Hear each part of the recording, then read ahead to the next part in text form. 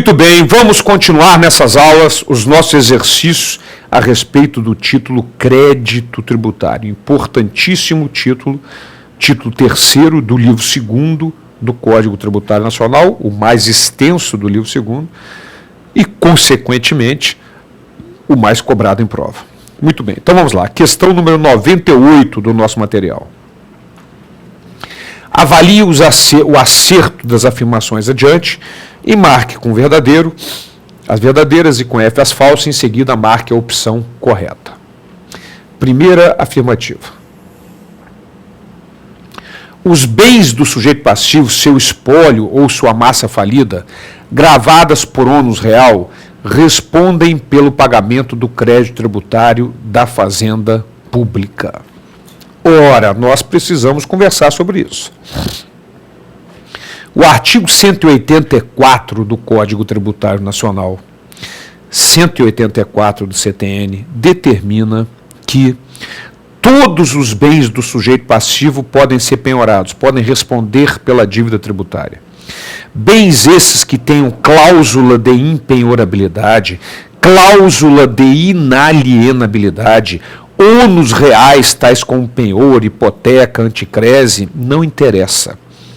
Todos os bens do sujeito passivo podem ser penhorados para quitar uma dívida tributária. A única exceção são aqueles bens ou rendas que a lei os declare absolutamente impenhoráveis. Mas cuidado, tem que ser A, B, C, O, só, L, U, LU, T, A, tá, absolutamente impenhorável. Cuidado com expressões semelhantes. Cláusula de impenhorabilidade, cláusula de inalienabilidade, todos respondem. Só não responde os A, B, C, O, só, L, U, LU, T, A, tá, absolutamente impenhoráveis. Estes não respondem, como são os bens de família, o retrato de família, anel nupcial, os instrumentos de trabalho do indivíduo. Você vai tirar os instrumentos de trabalho e vai pagar como para produzir? São bens de família. No entanto, a casa em que o indivíduo reside, mas com relação à casa é importante que seja feito um parênteses aqui, seja colocado um parênteses. A Lei 8.009 de 90 determina que, se o tributo for incidente sobre o próprio bem, essa casa, mesmo que seja a única da unidade familiar, responde pelo crédito tributário. Então vamos lá. O cara deve imposto de renda para a União. Maravilha. A União pode penhorar a sua única casa para quitar o imposto de renda? Não pode. Mas o cara deve IPTU ou uma taxa, uma contribuição de melhoria incidente sobre o imóvel que é a sua única residência. A Fazenda Pública pode penhorar esse imóvel, levar a leilão para quitar a dívida tributária? Pode. De acordo com a Lei 8.009 de 90. Ô, Borba, mas a Lei 8.009 de 90, ela é uma lei ordinária, o CTN diz que o bem absolutamente impenhorável não pode ser penhorado para quitar a dívida tributária. Acontece que a definição do bem absolutamente impenhorável está prevista nas leis civis, no Código de Processo Civil e na Lei 8.009 de 90, por exemplo. Ok? Então, muito cuidado. Todos os bens respondem, podem ter cláusula de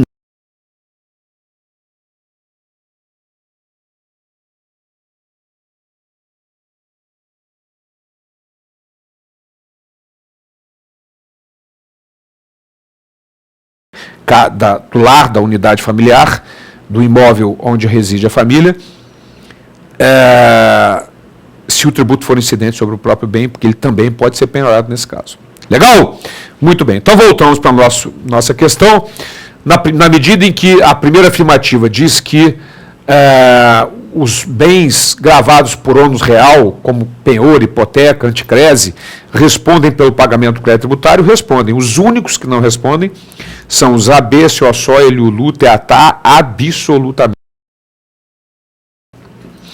Vamos ver a próxima afirmativa nossa.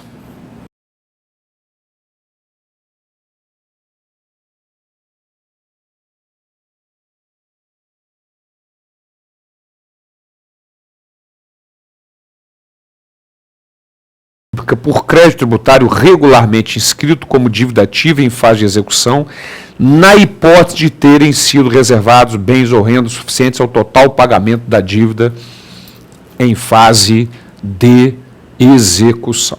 Muito bem. Minha gente, nós aqui temos que conversar alguns detalhes. Cuidado. O artigo 185 do CTN sofreu uma modificação. Então é importante que a gente atente para isso.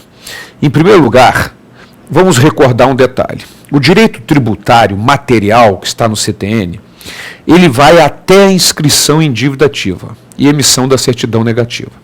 Ou seja, o crédito tributário, uma vez constituído, ele pode sofrer suspensão, extinção ou exclusão. Não sofreu nenhuma dessas hipóteses e não foi pago, ele vai ser inscrito em dívida ativa, através de um documento chamado termo de inscrição em dívida ativa, que está toda essa questão prevista nos artigos 201 a 204 do CTN. Mas a Fazenda Pública não está executando, não entrou ainda com a execução fiscal baseada na Lei 6.830, apenas escreveu em dívida ativa. Depois disso, se ele ainda não pagar, a Fazenda Pública vai emitir a CIDA, que é a certidão de inscrição na dívida ativa. O primeiro documento é o termo de inscrição em dívida ativa. O segundo é a certidão de inscrição em dívida ativa.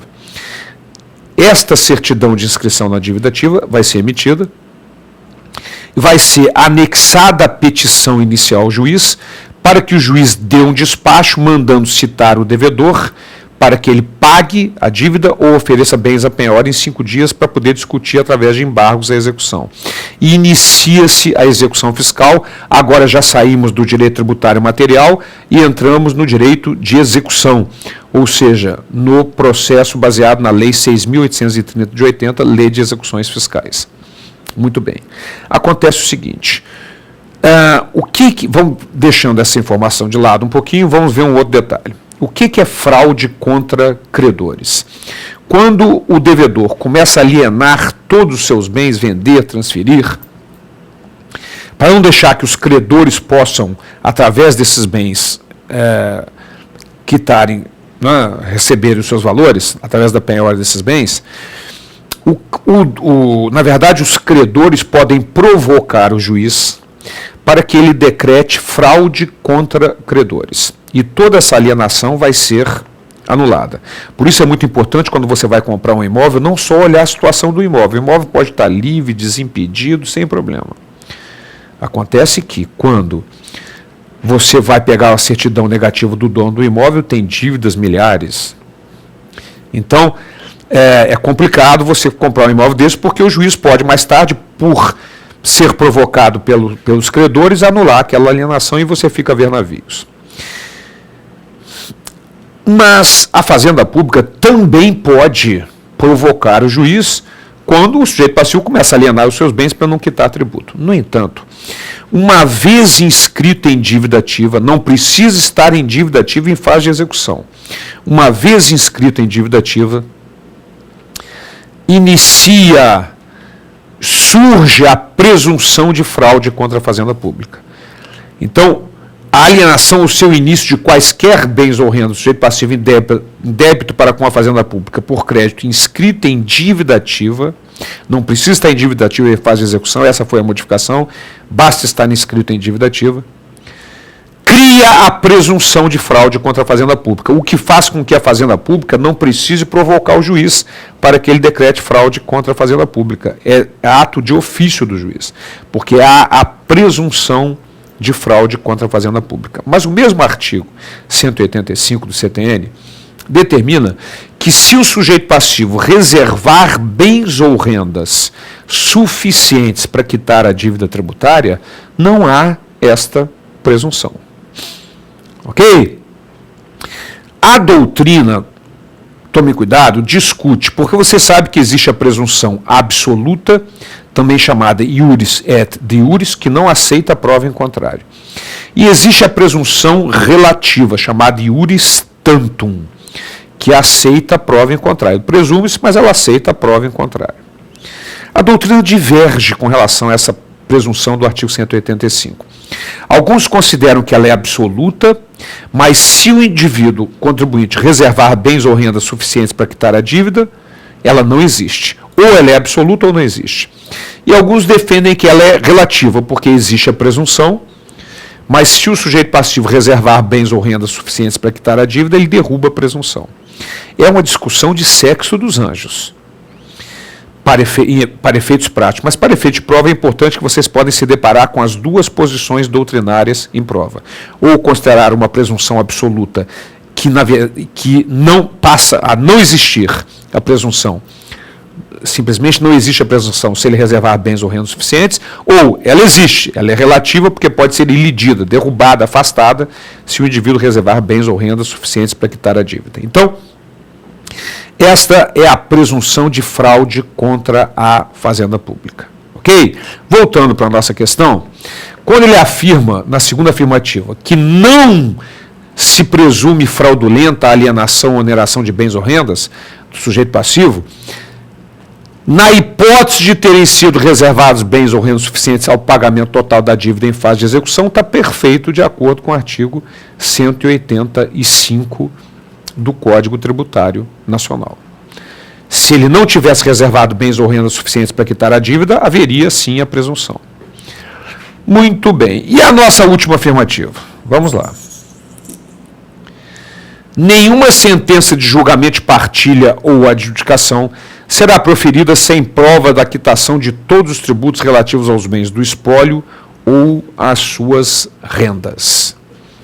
Ora, minha gente, voltando para mim, é exatamente o que está no artigo 192 do Código Tributário Nacional. Exatamente o que está no artigo 192 do CTN. Nenhuma sentença de partilha, que é o resultado do processo de inventário, ou de adjudicação, que é o resultado do processo do inventário de rito sumário, que é o arrolamento, será proferida sem prova de quitação de todos os tributos devidos pelo espólio, sua massa, etc. Ok? Pelo decurso, seu espólio. Então, minha gente, cuidado. Sempre que o juiz vai conceder o formal de partilha ou a carta de adjudicação, ele manda um ofício para as fazendas públicas. Eu, por exemplo, como fiscal, recebo na inspetoria muitos pedidos de juízes, no sentido de que a gente forneça uma certidão negativa daquele espólio, né, para que ele possa conceder o formal de partilha, o juiz possa conceder o formal de cartilha ou a carta de adjudicação, de acordo com o nosso artigo 192 do Código Tributário Nacional. Então, voltando para a nossa questão, a primeira afirmativa está correta, porque os bens respondem, só não respondem os absolutamente impenhoráveis. Não se presume fraudulento, está correto, porque ele reservou bens ou rendas suficientes ao pagamento da dívida, e também de julgamento de partilha ou adjudicação será proferido. Então o Vitor vai levantar um pouquinho para nós, Vitor, só para nós chegarmos à resposta certa. Obrigado. Letra D de dado. Legal? Letra D de dado é a nossa resposta. Verdadeiro, verdadeiro e verdadeiro. Voltando para mim, eu só quero lembrá-los de um detalhezinho, porque é tão ligado aqui, faz um link tão interessante que vale a pena lembrar. Só existem duas presunções no CTN. Essa que nós acabamos de ver, que é a presunção de fraude contra a fazenda pública, que surge, basta estar inscrito em dívida ativa, não precisa estar em dívida ativa em fase de execução, basta estar inscrito em dívida ativa. E a outra é do artigo 204 do CTN, que é a presunção de fraude, é a presunção de certeza e liquidez da dívida ativa tributária. Então é muito fácil lembrar disso, são só únicas duas presunções, e ambas relacionadas à dívida ativa, porque a presunção de fraude contra a fazenda pública do 185 só existe quando inscrito em dívida ativa. E a outra, do artigo 204, é a presunção de certeza e liquidez da própria dívida ativa tributária. Não há como esquecer isso. Vou esquecer, impossível. Certo? Então, minha gente, na próxima aula, continuamos os nossos exercícios com relação a crédito tributário. Até lá.